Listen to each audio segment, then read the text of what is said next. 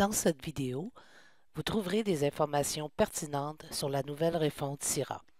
Tout d'abord, voyons ensemble la nouvelle terminologie utilisée.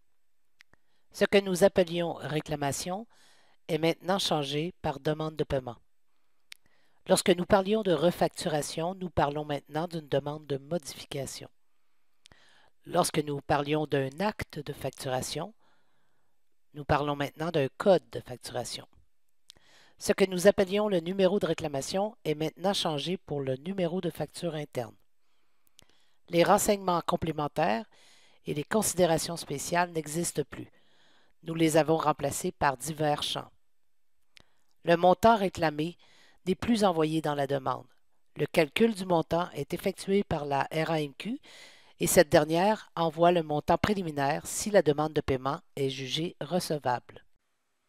Nous avons maintenant 4 nouveaux statuts. Voyons d'abord les 2 nouveaux statuts suite à l'envoi d'une demande. Le statut recevable, c'est une demande envoyée avec réponse de recevabilité, ce qui veut dire que la demande sera traitée à l'état de compte. Le statut non recevable, c'est une demande envoyée avec une réponse de non-recevabilité, ce qui veut dire que la demande ne sera jamais traitée par la régie. Voyons maintenant les 2 nouveaux statuts de consolidation. Le statut annulé, c'est une demande de paiement ayant subi une demande de modification ou une demande d'annulation. Le statut en attente, c'est une demande en attente de révision ou retenue par la régie. Information importante à savoir. Si une ligne de facture est jugée non recevable, c'est la demande entière qui devient non recevable. Autre information importante, lorsqu'une facture est recevable, la régie envoie à l'optométriste le numéro de facture RAMQ. Ce numéro devient la référence unique et apparaît dans la demande. Notez que la transmission en lot est toujours disponible, mais nous suggérons fortement l'utilisation de la transmission en direct puisque les avantages sont bénéfiques au taux de réussite de paiement.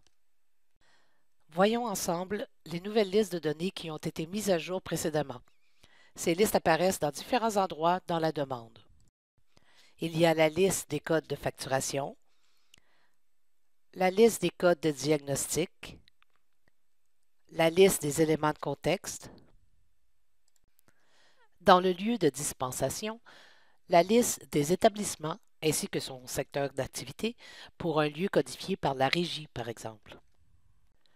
Dans l'onglet SANAM, la liste des centres de réadaptation dans la situation d'une personne handicapée ne détenant pas de carnet de réclamation mais inscrit dans un centre. En espérant que cette vidéo vous a été utile, nous vous invitons à communiquer avec nous si vous avez des questions.